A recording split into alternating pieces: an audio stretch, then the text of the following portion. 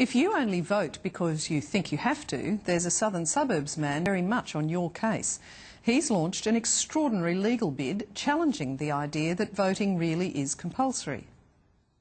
To have to vote or not? That's the question being put to the Supreme Court by Aberfoyle Park man Anders Omdahl. He refused to vote at the last federal election in the name of free will and democracy, bringing his beef to a spectacular head in court. Out of the 8 countries he's lived in, he says only 2 make residents vote.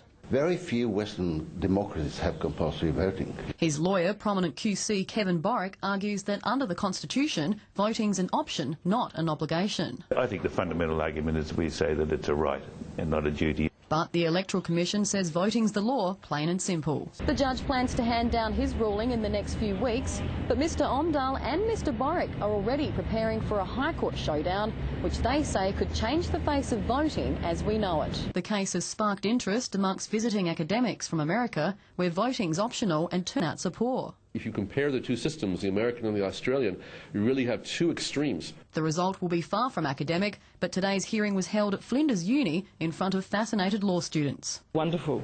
You just don't get these opportunities normally. It really put things into perspective for me. Caroline Kelly, 7 News.